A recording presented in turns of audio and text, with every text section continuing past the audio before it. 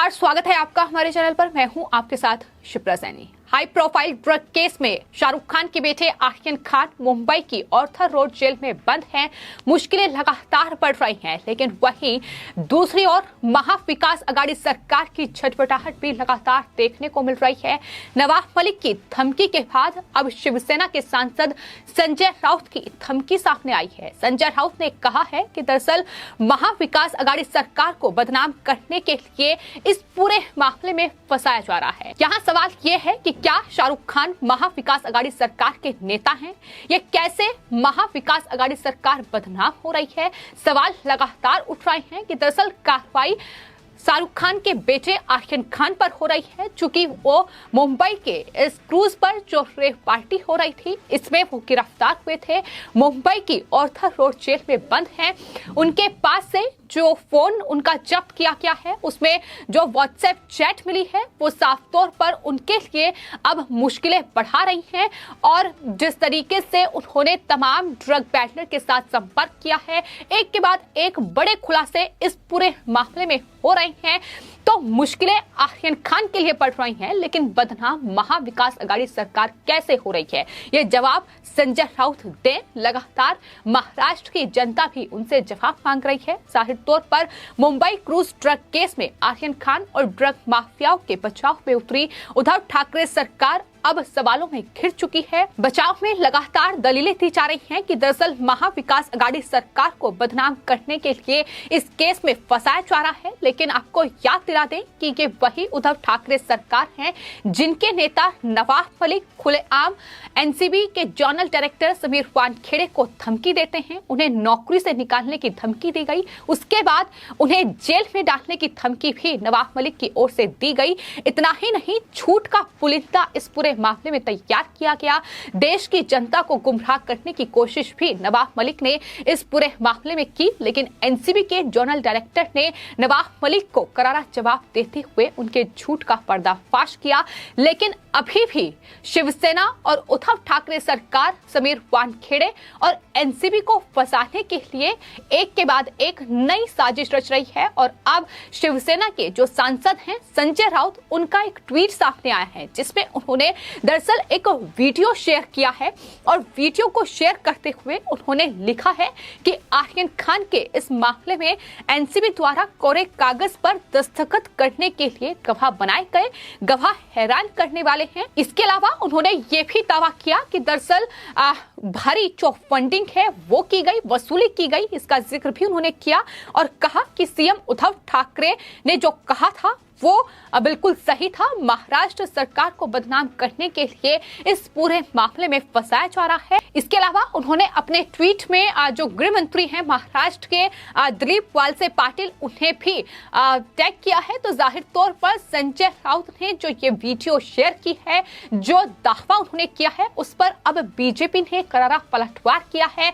BJP नेता मोहित भारतीय, जिनको लेकर नवाब मलिक ने भी तमाम झूठे आरोप उन पर लगाए थे, लेकिन अब उन्होंने संजय राउत के इस ट्वीट का और इस झूठ का जवाब दिया। उन्होंने कहा और लिखा कि संजय राउत जी अब इस वीडियो को डिलीट ना करें। ब्लैक जो कपड़े पहने हुआ है, ये लड़का कौन है, इसका जवाब अब संजय राउत को देना होगा। वो किस पार्टी, राजनेता और फिल्मी सितारे मंत्री से जुड़ा हुआ है, इसका जवाब नवाब मलिक से चाहिए। ये साफ तौर पर उनकी तरफ से कहा गया है। तो जिस तरीके से एनसीबी कार्रवाई कर रही है, नारकोटिक्स कंट्रोल ब्यूरो के जो जोनल डायरेक्टर हैं समीर वानखेड़े, वो लगातार महाराष्ट्र में और खासतौर पर बॉलीवुड में इस पूरे ड्रग नेक्सस को ध्वस्त करने के लिए ताबड़तोड़ कार्रवाई कर रहे हैं। लेकिन मुश्किलें उद्धव ठाकरे सरकार की भी पड़ी हुई हैं।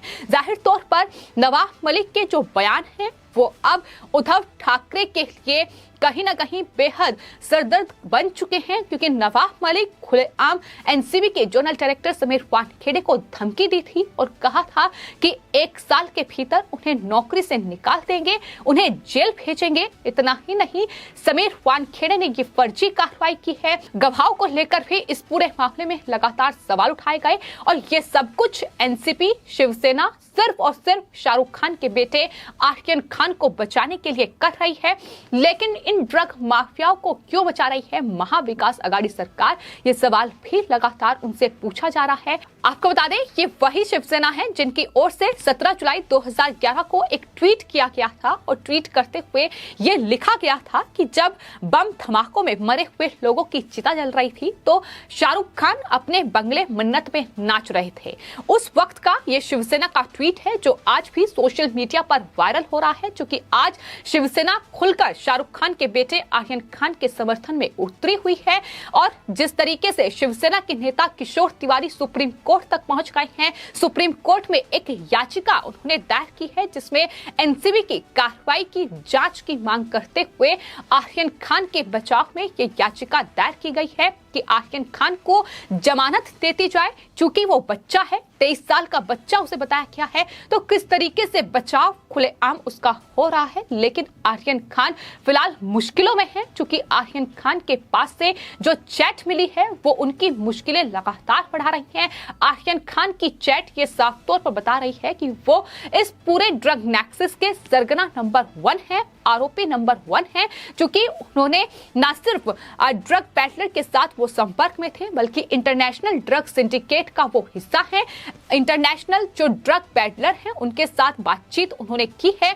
इसके अलावा आपको बता दें कोडवर्ड का इस्तेमाल करते हुए व्हाट्सएप चैट जो है वो उनसे की गई है। और यहाँ तक कि बॉलीवुड में जो स्टार किड हैं उसको लेकर भी एक बड़ा खुलासा ये हुआ है कि बकायदा एक ग्रुप बनाया गया था जिसमें अनन्या पांडे से लेकर जो संजय कपूर की बेटी है उसका भी नाम सामने आया है। आने वाले वक्त में एनसीबी उनसे पूछताछ कर सकती है और अनन्या पांडे ने भी जो खुलासे किए हैं वो कहीं ना कहीं बड़े सबूतों के तौर पर फिलहाल एनसीबी के पास हैं। तो आर्यन खान की मुश्किलें बढ़ रही हैं, लेकिन इसी के साथ उद्धव ठाकरे सरकार की मुश्किल भी बढ़ रही है, क्योंकि अगर महाराष्ट्र में ये पूरा ड्रग नेक्सस चल रहा है, अगर पूरा ड्रग रैकेट चल रहा है, तो जाहिर तौर पर ये ड्रग पैडलर अगर सप्लाई ड्रग की कर रहे हैं तो उद्धव ठाकरे सरकार की जहर इन्हें मिली हुई है। और शायद यही वजह है कि कभी खुद मुख्यमंत्री उद्धव ठाकरे इस पूरी जांच को लेकर एनसीबी पर निशाना साधते हुए ये कहते हैं कि एनसीबी दरअसल महाराष्ट्र में हीरोइन को पकड़ रही है, लेकिन हमारी जो पुलिस है वो हेरोइन को पकड़ रही है, यानी ड्रग्स को जब्त कर रही है। तो इस तरीके की उनकी टिप्पणियां हैं जो सामने आ रही हैं, जो साफ तौर पर उनकी बौखलाहट को बयां कर रही है। लेकिन बीजेपी अब शिवसेना और महाविकास अघाड़ी सरकार पर पूरी तरीके से हमलावर है। वो लगातार जवाब मांग रहे हैं कि उद्धव ठाकरे सरकार के इन ड्रग माफियाओं के साथ क्या कनेक्शन है। इस पर मुख्यमंत्री उद्धव ठाकरे जवाब दें। आखिर क्यों ड्रग माफियाओं का समर्थन किया जा रहा है, आखिर क्यों इन ड्रग माफियाओं के बचाव में उद्धव ठाकरे सरकार उतरी हुई है, क्या इनके जरिए उद्धव ठाकरे सरकार वसूली कर रही है। ये तमाम सवाल हैं जो बीजेपी और साफ तौर पर महाराष्ट्र की जनता उद्धव ठाकरे से इसका जवाब मांग रही है। गवाहों को लेकर जिस तरीके से एनसीबी को फंसाने की ये पूरी साजिश चल रही है, इससे पहले भी ये झूठ देश के सामने नवाब मलिक परोस चुके हैं। उन्होंने दरअसल समीर वानखेड़े को लेकर एक झूठा दावा किया था। उन्होंने कहा था कि समीर वानखेड़े कोरोना काल में दुबई और मालदीव गए थे, वहां जाकर उन्होंने बॉलीवुड की हस्तियों से वसूली की थी। लेकिन इस पर समीर वानखेड़े ने साफ तौर पर यह कहा था कि ये तस्वीरें शेयर कर जो झूठा दावा नवाब मलिक कर रहे हैं वो दरअसल तस्वीरें दुबई की नहीं है बल्कि मुंबई की है। मुंबई के शिवाजी इंटरनेशनल एयरपोर्ट की वो तस्वीरें थी जिसे नवाब मलिक दुबई की तस्वीरें बताकर समीर वानखेड़े को फंसाने का पूरा षड्यंत्र उन्होंने रचा था। लेकिन समीर वानखेड़े ने नवाब मलिक को करारा जवाब देते हुए उनके झूठ का ये जो पुलिंदा था इसे पूरी तरीके से खत्म कर दिया और एक के बाद एक साजिशें एनसीबी के खिलाफ रची जा रही हैं। लेकिन एनसीबी के जोनल डायरेक्टर समीर वानखेड़े का ये साफ तौर पर जवाब है कि एनसीबी या फिर शिवसेना के नेता जितना उन्हें तोड़ने की कोशिश करेंगे वो उतना मजबूत होंगे और इस पूरे ड्रग नेक्सस को ध्वस्त करने का काम वो जारी रखेंगे, क्योंकि बॉलीवुड जो नशेड़ियों का अड्डा बन चुका है वो न सिर्फ महाराष्ट्र बल्कि देश के लिए खतरनाक है। तो ऐसे में इस ड्रग नेक्सस को ध्वस्त करना बेहद जरूरी है। लेकिन सबसे दुर्भाग्यपूर्ण और अफसोस की बात यह है कि उद्धव ठाकरे सरकार, जो महाराष्ट्र में जो मुख्यमंत्री है, जब वो खुद नशेड़ियों के समर्थन में उतर आए, जब वो खुद ड्रग माफियाओं का बचाव करने लगे, तो आखिर इस ड्रग नेक्सस को कैसे खत्म करना संभव हो पाएगा। जाहिर तौर पर संजय राउत से लेकर शिवसेना के तमाम नेता, यहां तक कि एनसीपी नेता नवाब मलिक से लेकर शरद पवार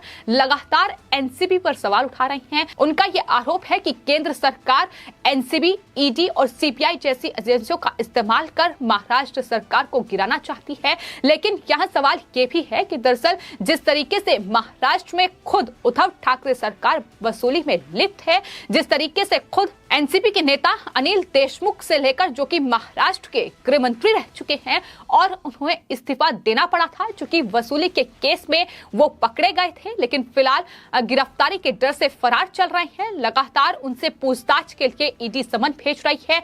तो ये है उद्धव ठाकरे सरकार की असलियत, जिनके खुद के नेता एक के बाद एक तमाम वसूली के कांड में फंसते जा रहे हैं। फिर चाहे वो शिवसेना नेता अनिल परब हो या भावना गवली हो। इसके अलावा अगर एनसीपी नेता की बात करें तो अनिल देशमुख से लेकर अजीत पवार, जो कि महाराष्ट्र के उप मुख्यमंत्री हैं, वो खुद ईडी के शिकंजे में है। तो महाराष्ट्र में उद्धव ठाकरे सरकार जो खुद वसूली कर रही है, बड़े से बड़ा भ्रष्टाचार लगातार महाराष्ट्र में हो रहा है। इतना ही नहीं, अब इस पूरे ड्रग कनेक्शन को ध्वस्त करने का काम जो एनसीबी कर रही है, कहीं ना कहीं उद्धव ठाकरे सरकार का वसूली का जरिया खत्म हो रहा है। और यही वजह है कि उद्धव ठाकरे सरकार इस तरीके से अब शाहरुख खान और उनके बेटे आर्यन खान के बचाव में उतरी हुई है। लेकिन उद्धव ठाकरे सरकार की जो कोशिश है वो जाहिर तौर पर कामयाब होती नजर नहीं आ रही है, क्योंकि आर्यन खान की मुश्किलें लगातार बढ़ रही हैं। और अब जो सबूत एनसीबी को हाथ लगे हैं, वो बॉम्बे हाई कोर्ट में भी कहीं ना कहीं आर्यन खान की मुश्किलें काफी ज्यादा बढ़ाते नजर आएंगे। आर्यन खान को जमानत मिलना मुश्किल ही नहीं, फिलहाल नामुमकिन नजर आ रहा है। और यही वजह है कि उद्धव ठाकरे की बौखलाहट और यहां तक कि संजय राउत की बौखलाहट इस तरीके से बढ़ी हुई है। फिलहाल आपकी इस पूरे मामले पर क्या राय है, हमें कमेंट बॉक्स में जरूर लिखें और चैनल को सब्सक्राइब करें। धन्यवाद।